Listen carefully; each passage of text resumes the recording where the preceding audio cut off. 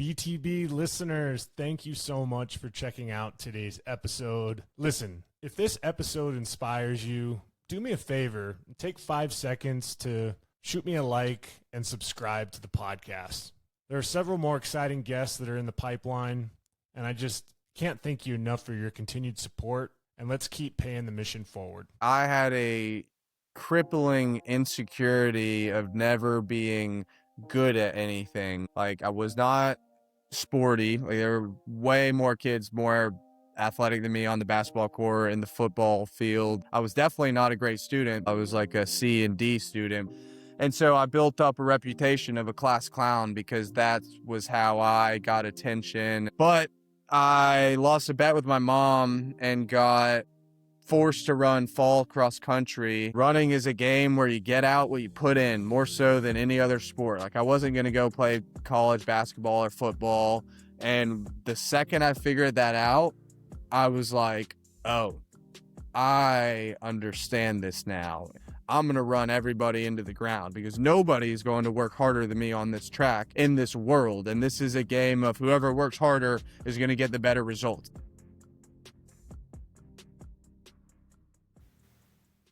What are you built to be?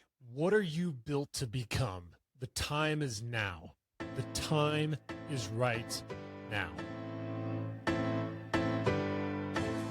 You weren't built to break. You were built to be something greater.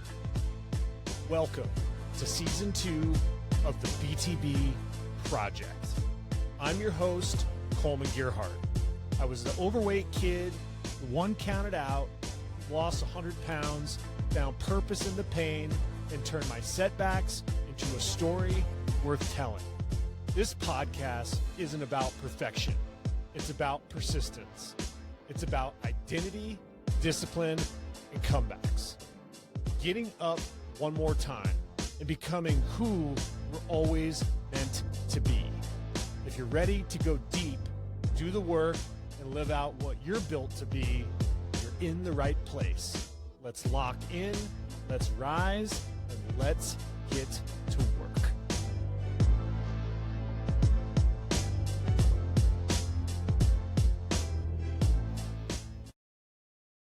Well, the BTB Project is back yet again, and today's guest is someone who has lived, in my opinion, the BTB mission at every level. He's an NCAA All-American. He's a 2-time SEC champion and a Sub-4 miler running a 3:58 while attending Ole Miss. The owner of Westfly and the ability to give back to the running community that has given so much to him, now helping adults in the marathon, ultra marathon. He's an ultra marathoner himself in high school, winning state championships, competing for state championships, and also coaching to state championships. It is my honor to have a conversation today with Mr. Everett Smulders. Welcome to the BTB Project. Thank you. It's my honor to be on the show today, and it was my honor to learn about the mission and the purpose behind it. I was telling Coleman we should have been recording during our whole entire conversation we had up until this point. There were so many golden nuggets in there, but there was also some personal information that we probably don't want leaked to the masses. But we have a good conversation in store for anyone listening to this podcast right now. Everett, I appreciate it, man. And it makes me think of sometimes we get lost in the woods. Sometimes we don't press record, but it's being able to think on the fly. And I have to tip my hat to you because being an entrepreneurial spirit, I know that you thought on the fly when you decided to become a business owner. I would love for you to share what you're up to now, post collegiate career and post travels to Europe. Yeah, the reference Coleman's making is this podcast was lined up to go yesterday, and I was out on a trail run and I just got turned upside down all around. But I was discovering this like amazing lush part of Atlanta that is 30 minutes out my door, but we're here now. As for being a business owner, man, it's been such a journey, wearing a lot of different hats and the roller coaster that comes from it. But I ran in the NCAA at Ole Miss and joined a world-class running team as average average Southeast runner. I wasn't a national champion or anything like that. When you run in college, everyone's a state champion. And I went from part-time runner to running being my full focus in everything I do, because the culture and the program at Ole Miss was like, we're pretty much here to win national championships and become professional runners. And so that was the environment I was in. And then when I graduated, I didn't know what the heck I wanted to do with my life. I got my degree in general studies, which is what all the football players get when they have to be enrolled in some classes. And basically you put your name on the piece of paper and you get a degree. So I spent my whole college career just running, eating, sleeping, and throwing watermelons off my roof, making YouTube videos. And so I guess the business journey really started in like 2021 after COVID, when I made the platform of Westfly Athletics. And that was just documenting, telling my story, and giving people a peek behind the curtains of the Ole Miss track program. People felt affinity for it or they hated it, but I was able to draw a lot of attention. And then when I graduated, I just went through a little bit of a rut. I was unemployed. I didn't know what I wanted to do, but naturally, as someone who has read a David Goggins book before, I went out and ran 100 miles, and then I did an Ironman, and then Ultraman, and then another 100-miler. And I was super privileged to have those experiences. But then I got married and had no aspirations to go climb the corporate ladder. I was volunteer coaching at the time, and I fell in love with it. I fell in love with the development and the confidence of the kids. That was my favorite part of coaching high schoolers. And that was at your Um, old high school, right? yeah, so super cool Yeah. story. When I first started working there, I was the assistant coach to my coach when I was in high school. He happened to have been leaving. This wasn't planned, and I was in the right place at the right time. And I had already asked the athletic director, is there any way we can make this a full-time thing? And then I got the head coaching position for the cross country team, and I started working as a groundskeeper, because in order to coach at a school in Atlanta, be a head coach at least, you have to work inside the school. And for me, that Interesting. was taking out the trash at the $40,000 a year private school that I went to. It was blowing the leaves. It was holding the door for the guests. And I remember one of my classmates saw me taking out the trash one day and was like, dude, what are you doing? You're meant for so much more. And I was like, dude, check in 5 years and we'll revisit this conversation. And so I spent 3 years in the high school scene. You know how it is being a high school coach yourself. It's a dream job. You're really able to make a huge impact and change the trajectory of a lot of these kids' lives. But selfishly, I wasn't seeing my future there, and I wasn't seeing the room for growth that I wanted. And I was still so young, and we had gotten 20 school records and won a state championship, 3 state championships. And there were some other cool things in the pipeline that would have been possible, like qualifying for a national meet or a Sub-4 high schooler or something. But I was just craving something more, and a little pay increase. And a private school is a nonprofit, so like you're not going to get a crazy salary unless you're the athletic director, head of school, CFO, whatever. And so I wanted to leave, and I had no plans of starting a business, but I have a Dutch passport, and my wife has always wanted to live in Europe. She's from a small town in Mississippi, and I just quit. Mm. Honestly, I was just like, I'm not returning in the fall. I'm moving to Europe. I don't know what I'm going to do, but if I have to take out the trash, I will. And that was such a freeing place to operate from, having been a groundskeeper at the school that I worked for, because I knew that no matter what, through all this risk, at the end of the day, I can become a garbage man and still live a quality life and love my life. And Mm. having that freedom to make that risky jump and put my life in a suitcase and move, I think allowed me to really do what I was meant to do, and that is educate people in running and sports psychology. And when I left Love It, I was under a social media policy where I couldn't post on social media unless the account was private, which makes sense because high schoolers shouldn't be following their coaches and teachers. Yes, well As we said. all, anyone who's an adult doesn't need that explained to them. I left the job and it was officially my last day, and then I posted on social media, and then the first video took off. And when you catch lightning or something's hot, you do more of it, and when it comes easy, you keep doing it. And I just made my whole mission to provide value in running education for my audience. And then people started to dig it, and I started to do it more and more, and then I monetized it, and then I never even ended up getting a job in Europe in the first place. I just launched an online business. I've been private coaching since 2021, and it's evolved a ton since then. But my business evolution just went up 7 levels when I went to the World Championships in Tokyo for track and field, because I was staying with somebody who runs a very successful recruiting platform in the track and field space, who you might be actually hitting up. It's Preferred Recruit, and he Yes, runs an online business, and he gotcha. he not only told me multiple things that changed my business like that overnight, like the way to price things and how to charge people, but also just watching him operate and work. I thought I was doing a lot, posting on social media 3 to 5 times a day, and I was not understanding why I wasn't growing faster. And then I saw him, and he was literally posting 60 to 80 times a day. Wow. And I was like, "Oh, that's why he's doing multiple 5 figures a month." Yeah.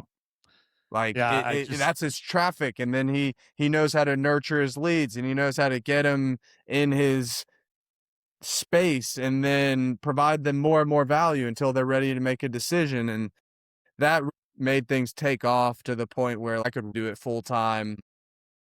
But while I was there, my house was on the market because we planned to move to Europe and never look back, but we had to sell the house, and this is the house I'm in today. I And gotcha. we couldn't find the right buyer, and so by the time January rolled around, God's plan was just for us to come back here. And I felt like I had gotten my fix, and I was ready to come here and plant roots and start building the business. And the online thing's going great, but I would really love to grow the in-person community side of things. Ultimately, what I love about what you just shared is the journey of being an elite athlete to how that's transferable to the real world is something that you've been fighting. It's a challenge to find the balance of what can I do as my runner skill set, of which you had, and for me it's my tennis skill set, and how are those skills transferable to helping serve and producing an income for a family. But all of that doesn't come out of thin air. Maybe you can take me back to when you were starting to take risk as an athlete, whether it's kicking a little bit sooner when you started running or crossing up somebody on the basketball court. When did this persona of I'm willing to take a chance and bet on myself happen for you, Everett? That's an incredible question, and no one's asked me that before. I've been on a lot of podcasts. My driving factor and why I was able to dig so deep and take this running thing as like an average kid so far is because I had a crippling insecurity of never being good at anything. Like I was not sporty. Like there were way more kids more athletic than me on the basketball court, in the football field, whatever. I was definitely not a great student because I just didn't give a crap about school at all. I was like a C and D student, but I wasn't unintelligent. It was just a lack of effort. And so I built up a reputation of a class clown because that was how I got attention. But I lost a bet with my mom and got forced to run fall cross country, and I had done track non seriously. This was sophomore year of high school. I guess I just somewhat matured or was tired of being a joke or a clown, and I was like, you know what? I'm gonna be here. I might as well try. Like, I don't want to waste my time like these other jokers on the team and just, be some out of shape clown. So I put my best foot forward and I didn't do everything right, but I very quickly learned that running is a game where you get out what you put in more so than any other sport. Like, I wasn't going to go play college basketball or football. And the second I figured that out, I was like, oh, I understand this now. I'm going to run everybody into the ground because nobody is going to work harder than me on this track in this world. And this is a game of whoever works harder is going to get the better results. That's what my high school self was telling myself. And so I was like, I'm the man. Like, Yep. I'm this guy. And then my reputation got better. And then my confidence started building. And there is some danger in that kind of rhetoric as well, because then you put all of your identity into track and field and then you get injured. And then who are Yep. you without your running times? So I've gone through the roller coaster of emotions through all of that. But it just all came from like a deep insecurity of not being good at anything. And then I found something that I was good at. And I just could not stop. I think it's a gift that I was given from God. And I think the same thing about communication in my business and helping runners run faster and people become healthier. So I don't want to be disrespectful and not use those to bring people closer to God. Yeah. The ability to reflect on that the way that you did and to be authentic about the insecurities that you had, sharing my story a little bit to I you was about to about the say, dude, insecurities that like I had, man. There's a you're lot you're of similarities there, right? And you're Mr. I remember BTB. You you you know what it's like. Like, you get your first win and the tennis court and it feels so freaking good to Yeah, like see that potential in yourself, and then there's just nothing that's going to stop you from getting to your goal. Like, you decide, I'm going to play D1 college tennis. I don't give a shit what anyone calls me in the hallways or who my parents, where they think my limit is. I'm going to sleep with roaches crawling on my face, and I'm going to play tennis 6 hours a day. And I'm going to lose this weight because I got to lose this weight because no elite tennis players are fat. And I'm going to play tennis and craft my skills. And yeah, unfortunately, but fortunately, trauma is like a really strong motivating factor in elite performers. I mean, you look at a lot of the greats, Mike Tyson, and people see people who are very, very good at stuff. Like, it doesn't matter what industry. Elon Musk, Mike Tyson, Djokovic on the tennis court, yeah, like, and they're like, oh, that would be so cool to be like so rich and so famous, but they think that they want their life, but you don't actually want their life. Like, yeah. Try growing up in you Serbia, you know? yeah, you wanna play Division 1 tennis. Well, do you want to sleep with roaches crawling on your face and sleep in Serbia where you got two crazy coaches that are working you until your hands bleed? Yeah. Oh, okay. Well, I guess you don't want to you don't want to play tennis in college then. It's interesting because adversity for you, you have all of this confidence going into your sophomore year of high school. You run, you have success. But what was it like to just finish short of the finish line and eat it and have someone pass you? Talk to the Yeah. listeners about that moment in your life, man.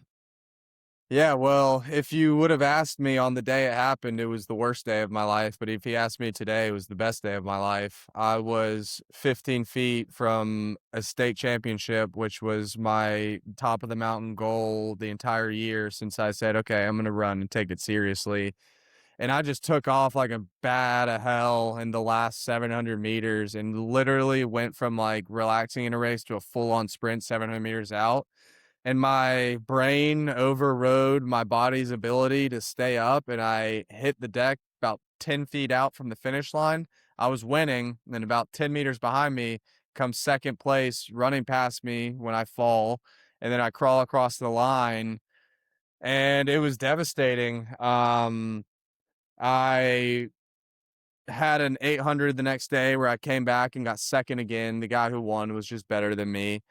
And this is not something that I would encourage this is not an attitude I would encourage kids to have. And if I saw someone that I coached doing it, I would very quickly step in. But I literally took a Sharpie and I wrote second place all over my body, and then went back to the high school and I started doing track intervals with sandbags in my hand because I was just so devastated. And I wasn't being mature. I was being an idiot.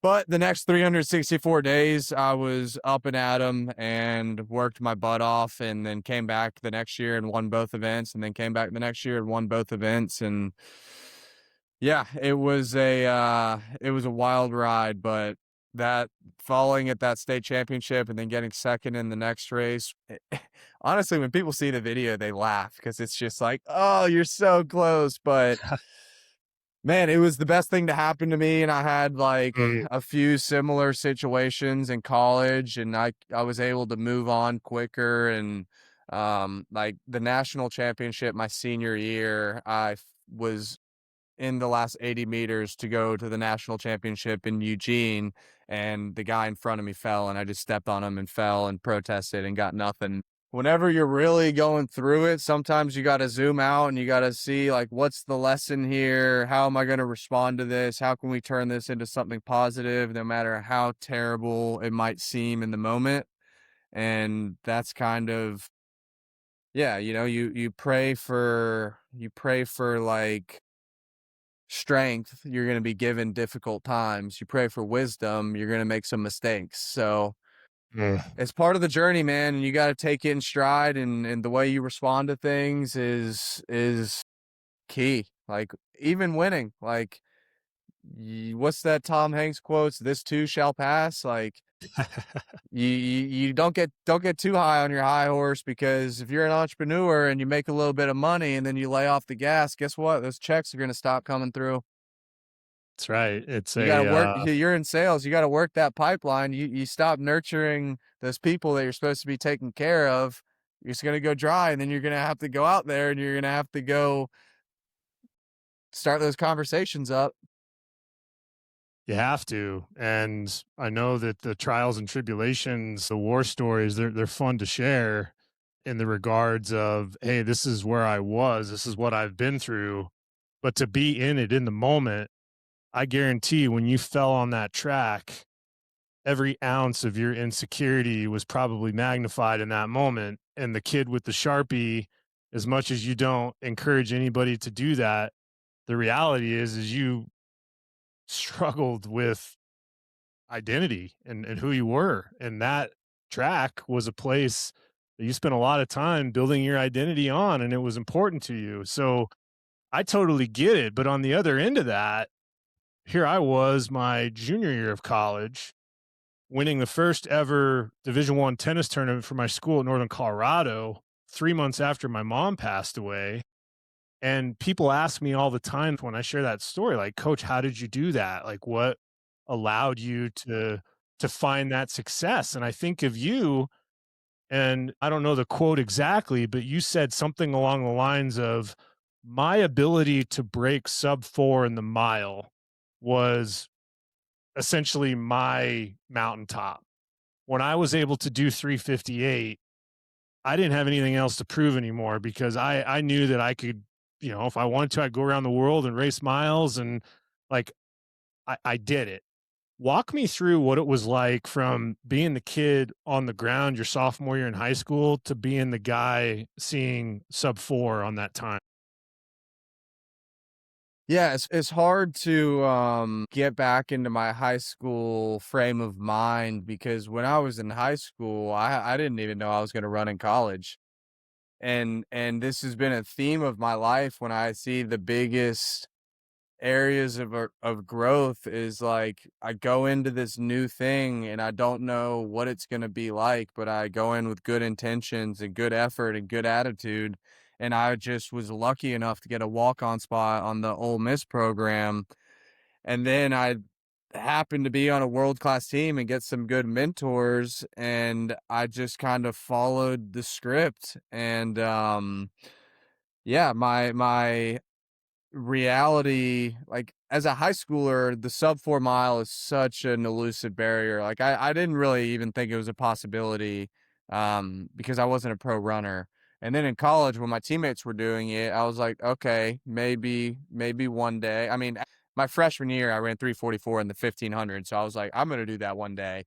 And then sophomore, junior year, I went through a rut. I didn't run a PR. I got 2 femoral stress fractures, went through Oof. COVID, hated running. I essentially left the sport for 6 months. Like, I gave myself a femoral stress fracture. I moved to Montana to live in a cabin during COVID. And then when they gave us the call back to campus and I had completely forgotten about running, I was just like, well, here goes nothing. Might as well go out and give it my best shot. Kind of like when I did cross country for the first time. And then that was the biggest breakthrough year ever where I got the Wow. sub 4 mile. But I gotta give credit to the people in my life, more so than anything that I did during college. My coach, he didn't screw around. He didn't put up with any bullshit at all. Older people on the team didn't put up with bullshit. And I had a lot of bullshit. Um, so really just getting put in the right environment around the right people with a good attitude and always staying true to like hard work always wins, consistency, good attitude. Like those are the things that I hammer as a coach. And it's just the foreshadowing of being in the rocky bottom to the mountaintop of the mile, and you did such a good job of telling us the different mindsets of where you were, and you said something that resonated because as a coach, I try to get the best out of my athletes by allowing them to see what their potential is and to believe in themselves and to tap into those belief systems. But when you came back from Montana and you said you had your best year ever, it wasn't because you were training harder. It wasn't because of your nutrition. It wasn't because of anything other than you allowed yourself to finally perform at the level of what you did. Can you speak to that?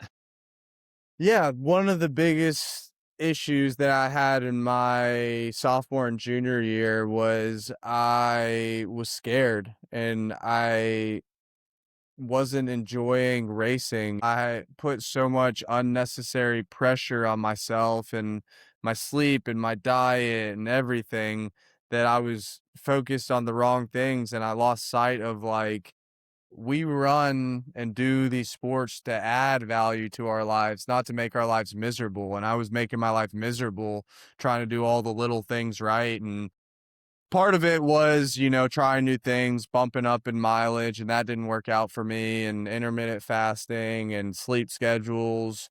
Whereas when I just kind of forgot about it and had fun with it and did my thing and found my mojo, like my thing that I leaned on as an athlete was like, man, I'll go give me 3 hours of sleep. I don't give a crap. I'm gonna smoke all you guys anyway. Give me a cheeseburger before the 4 mile tempo. Like it doesn't matter what you feed me. I'm gonna show up and I'm gonna kick ass.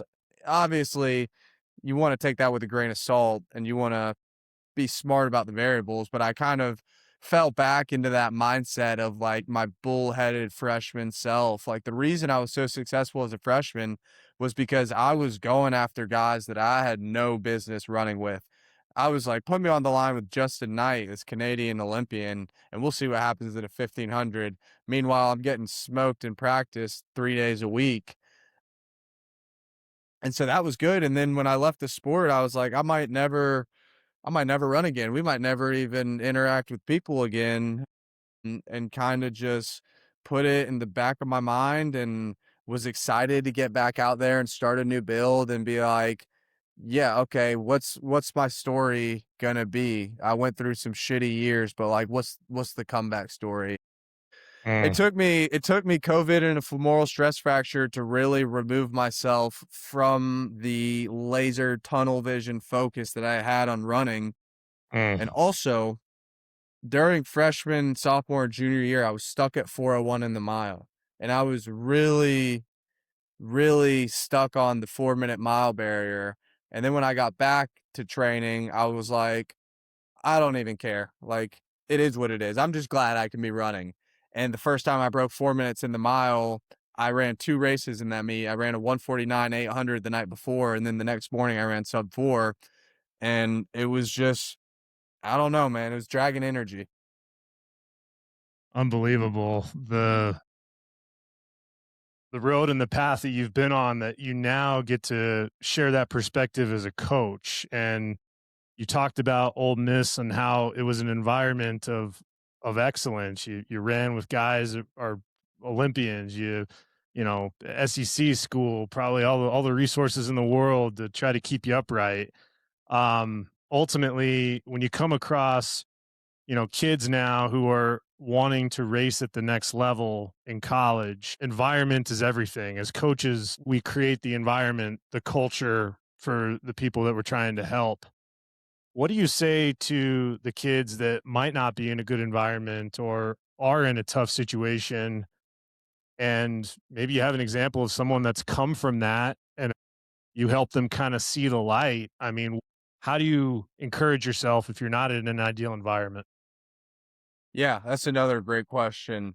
So it's going to go case to case. The kid that I'm working with who just left his collegiate program, really great kid, really coachable, and he just wants an environment where he can trust his training, trust his coaching, be respected and welcomed by the people on his team, and wherever that is, he's cool with it. And so it's been a very straightforward process of getting to work with him.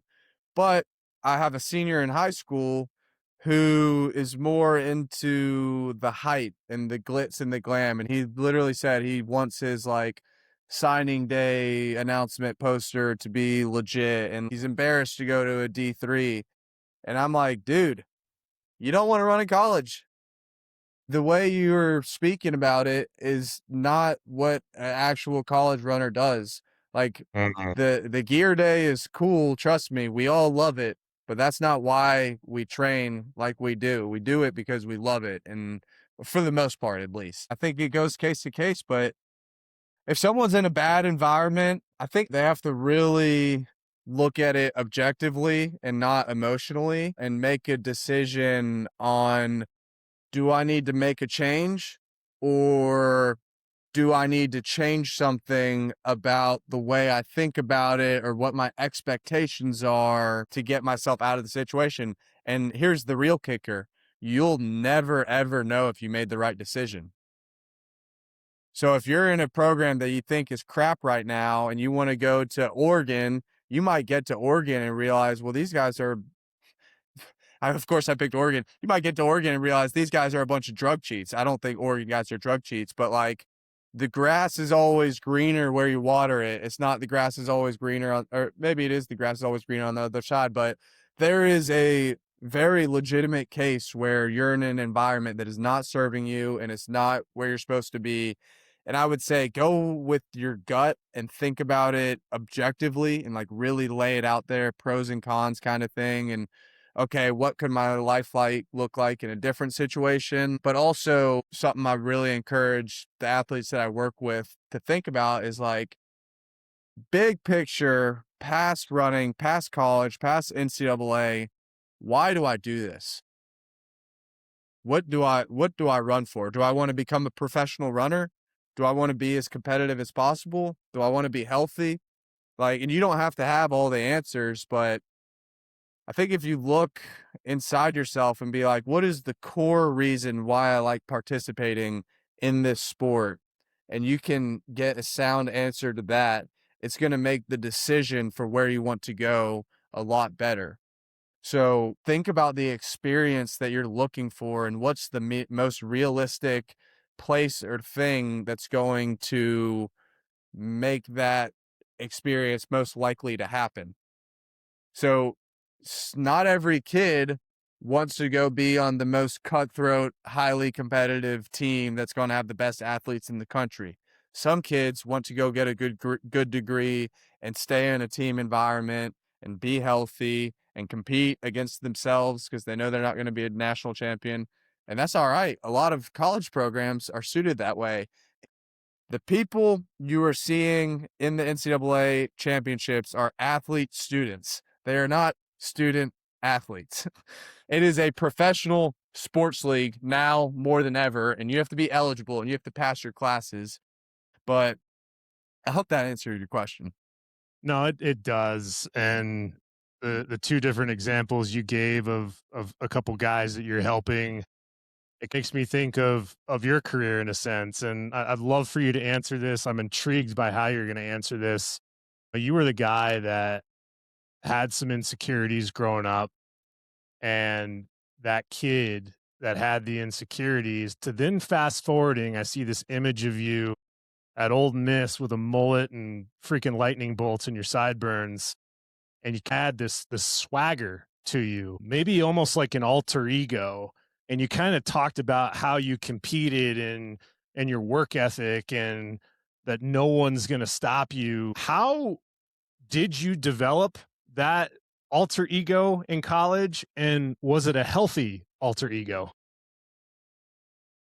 That's a greght question. I might have to think about that for a second. So I think when I discovered that I was a gifted and talented and hardworking runner, whether I tricked myself into believing this or I truly believed it, I had this like tough guy persona where nobody was going to race harder than me. And you get to college and everyone's going to race just as hard as you. Yeah, man, like when I fully went into running and I gave it everything that I had and I was so confident in my preparation, then I felt comfortable having a mullet and a mohawk and cornrows at championship meets. Like I want all the pressure, I want all the attention. And part of the theory behind that is putting your back against the wall and like putting that pressure on yourself. I mean, Marco Langon's doing that more than anybody right now. And I guarantee you, when he gets on that line, he's terrified and he's having those thoughts of like, wow, I talked a lot of shit leading up to this. And I don't know if I'm actually going to win this race. But at the end of the day, I better put up a respectable performance that people are going to see and respect. And whether that's first place or fifth place might get you in some trouble. Then people are going to stop believing you when you talk trash. But Yeah. I think the biggest driving factor there was like having confidence, but also wanting to inflict pressure on myself to put up a performance. And man, I've had the walk of shame, like clown performance, wearing cheetah print shoes, and it's not fun, but that's also just like my personality. Like I'm a risky person. I'm a Yeah. loud person. I like attention. I got a cheetah print dyed hair for the state championship for track and field when I was a coach, but I don't know if it's cuz I'm married now and I have a dog, but well, I think it's cuz I don't take myself so seriously because I'm no longer the man in the arena. So like I'm cool with doing like a crazy hairdo or crazy outfit, but I'm not really talking smack anymore, putting other people down to like lift myself up. I'm more so trying to just help people in the best way that I can. And sometimes that's going to be me challenging people and pushing back against the status quo in my own way. But yeah, that's kind of where my head was at when I was pulling out the crazy hairdos and shoes and all that jazz. I mean, sophomore year of college, Everett, I'm walking around campus with a Louis Vuitton bag and a Burberry rain jacket, and have the belt buckle with my name and rhinestones, similar to the CEO, around your neck. And I was voted best dressed by the college athletic program, and um, I was a little bit of a tool, to be honest. I just, because I mean, if you think about it, just 3 years prior, I was basically never accepted by, the social norms because of the way I looked. And being the heavyset kid, when I changed in the way that I looked, I started getting some confidence. And my mom was a flight attendant for United internationally, so she'd always fly out and bring back these cool like shirts and jeans and stuff for me to wear. And I kind of got into fashion from all that. But I almost think like when I see a guy like Marco or in tennis terms, you see a guy like Nick Kyrgios. I mean, you see these really super aggressive personalities. Knowing what I know from a parent perspective of what you guys go through in running, I feel like you have to have a little bit of a chip on your shoulder to make it out there, man. What are your thoughts? Yeah, absolutely. I think Marco's the perfect example. Man, you got to send me a picture of you in the college days I when we get will, off dude. this call. Um, yeah, it's interesting talking with someone who's had a similar experience to me. Now that we're older, looking back at it and like being able to understand why we acted the way that we did, because during the moment we had no idea. Like we thought we were this thing in the world. Um, what was the question again? Just as far as that strong persona when you were in the chia print and had the dreadlocks, like that has to be Yeah. necessary in some whether it's internal or external to take the line to compete against the best runners in the world. Yeah. No, I agree.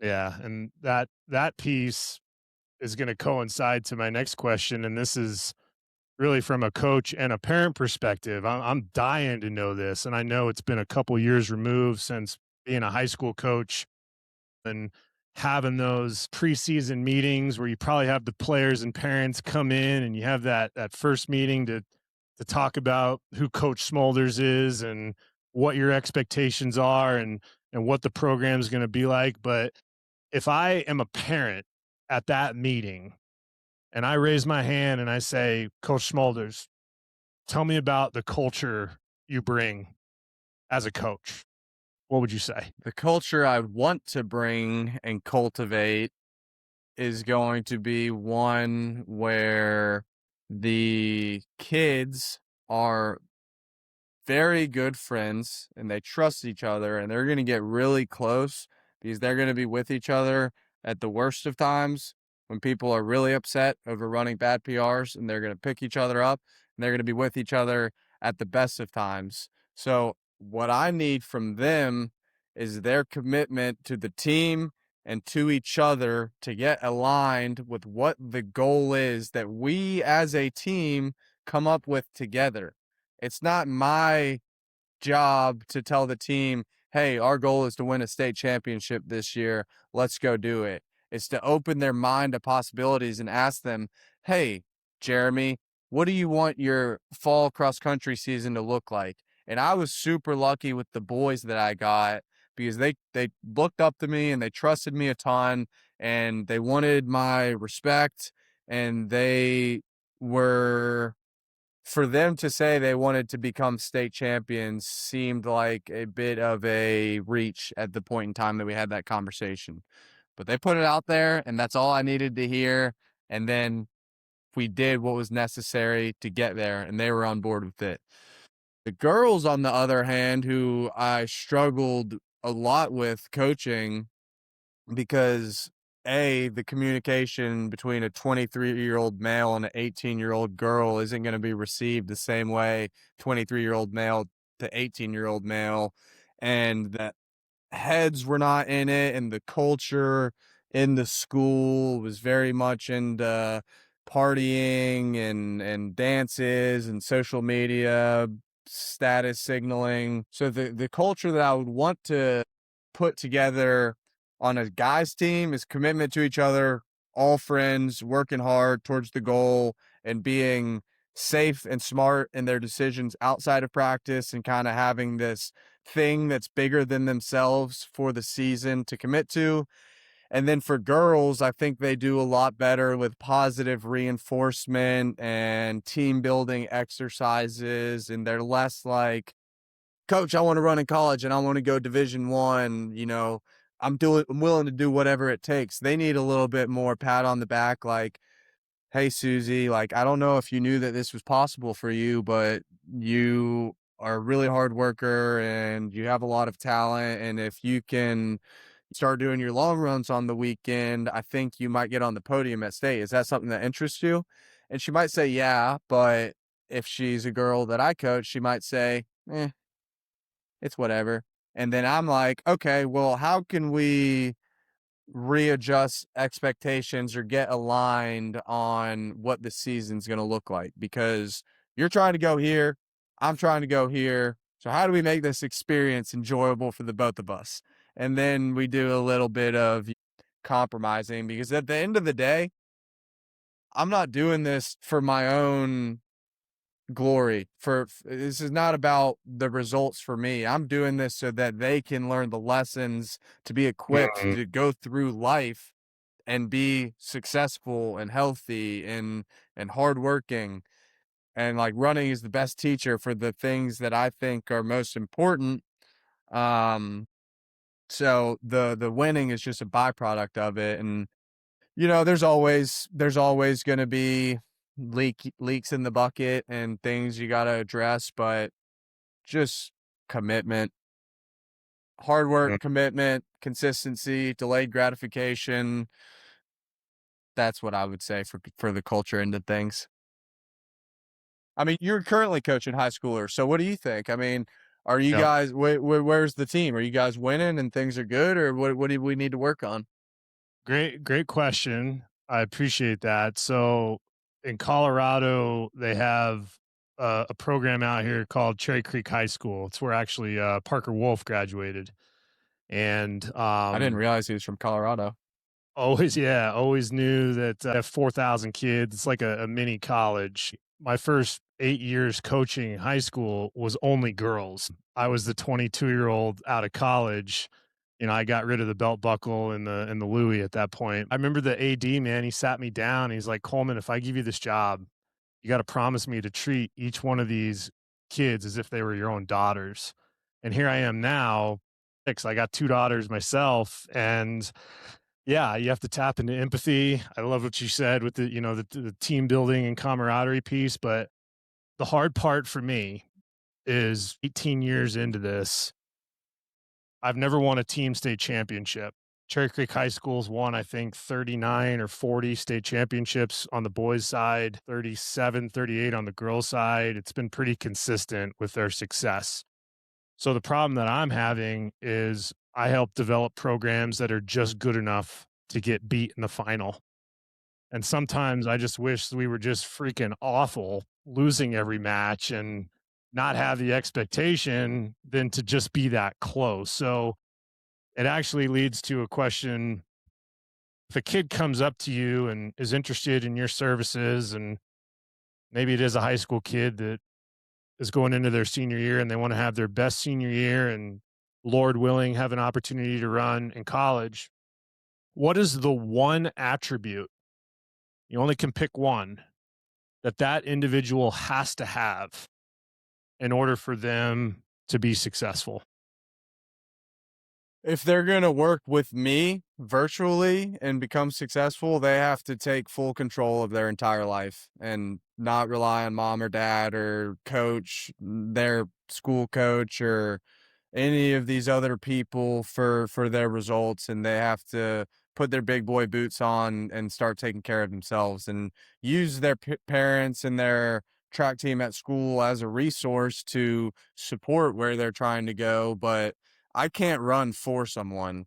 And people get short little quick bursts of motivation, and then they sign up for the sales call and maybe they'll do their training for a week, but they got to commit fully to the process. So if we're going for a season, let's say, all right, this is the 5 months that we're committing to. Where are we going to go to the gym? Where are we going to run? How are we going to get there? What races are we going to run? What's the plan going to be for those races? And if they're just like a fly on the wall all over the place, then it's going to be more difficult for them to find success. Obviously, you got to have the basics, hard work, consistency. Screens are a big problem for a lot of kids nowadays. They're going to bed at 2 o'clock in the morning and they got to wake up at 7 a.m. I mean, shoot, I got a phone too. I know how it is. It's like a dopamine device hit straight to the head. But I would Especially when say, we got like, to post as much as we do, right? seriously, I would say like maturity and self-sufficiency. That's two. I only asked for one, but Yeah, maturity in the sense of self-sufficiency. They don't have to be, old man Jenkins. And I'm sure, 100%, man. honestly, I feel like the answer might be different for tennis since it's such a technical sport. Yeah, tennis. It's hard to virtually coach people in tennis, I'm sure too. Yeah, no, it is, and I think the I think the phone is a big issue, but I believe the number one attribute, it stems from that moment that led to your 358 was, I've been stuck on this quote recently, and it's the exact opposite of what I did as a player. I literally willed myself to win tennis matches, and now I teach kids to let go to win tennis matches. So ultimately, it's desire plus eliminating barriers equals desired result. And it's the eliminating barriers piece. I just went through this exercise with a kid who wants to, get his UTR ranking up, tennis terms. The first question I ask is, okay, what's holding you back? And they're like, well, what do you mean? Like, I'm trying to do more. I'm like, no, what's holding you back? And then all these things come up. It's screen time, it's how they're eating, it's the insecurity and the self-doubt, like the mission of the BTB project. What are you built to be? Like, I'm not going to sugarcoat what it takes to be successful in tennis. You have to know who you are, because in tennis, and it's no different than running, like you're out there on your own, and it's easy to become exposed in an instant. And when you do become exposed, how do you respond to it? Luckily, in tennis, you only have to win 51% of the points to win a match. And running, if you become exposed at the highest level, your race can go away in an instant. We watched that marathon moment just recently, a month back. That guy thought he won it, and out of nowhere, the American passed him right at the last second. Like, in order for that moment to happen, I think that person has to have a pretty good understanding of, I tapped into my desired outcome because I eliminated all the barriers and I allowed myself to do this. What are your thoughts on that? No, I agree. It's not the exact same thing. It had me thinking about having a really strong why though, and really leaning into that and removing self-limiting beliefs, which is hard. I mean, you can't always control what your brain's telling you. 1,000%. And got a couple for you, Everett, but your wife.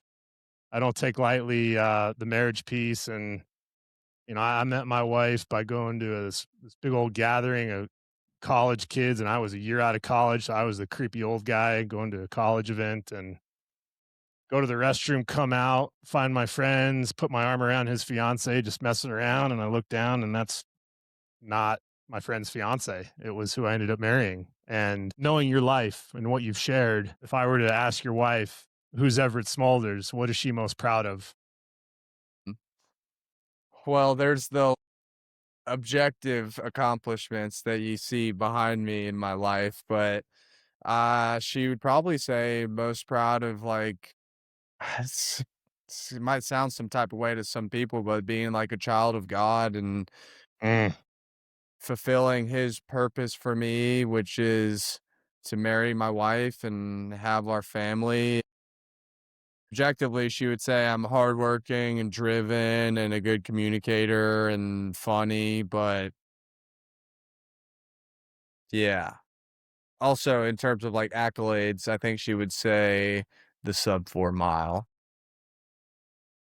But she's the best, man. It takes a special kind of woman to be able to put up with a nut job like yourself or myself. And I didn't find my wife in the Instagram DMs. I got a similar story to you. We finished a Sunday long run at Ole Miss, and we would always go to this bakery, and she was working the cash register one day, and I just asked her for her number. The rest was history. What'd you get at the bakery? I got a bowl of granola with some milk and fruit, and then a coffee on the rocks, and it was delicious. But yeah, I mean, sometimes my wife will be out of town or I'll be out of town, and 4 days will go past where we're not together as a team, and I'm like, man, if I didn't have her, my life would be a mess.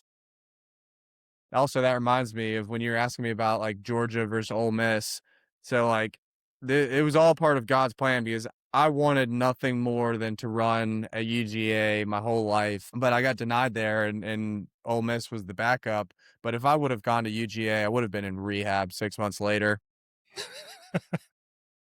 Instead, I put all that obsessive energy towards running instead of staying up late and doing drugs and drinking.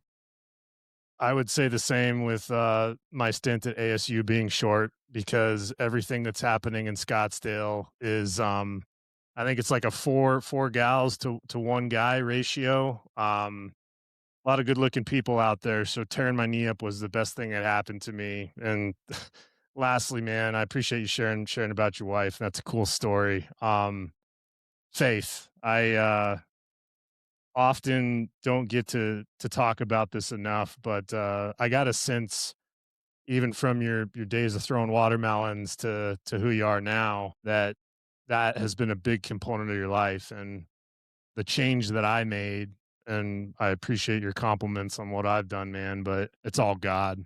You know, I let go in a way that allowed the handlebars to be held by him, and I was just pedaling. But ultimately, Faith and Everett Smulders at the end of the dog and pony show, man, and you're 10 toes up. I mean, how do you want to be remembered? I want to approach my life from a position of service and someone who turned his earthly desires outwards to other people to serve them. And by doing that, I feel like I'm serving God, serve them in a productive way.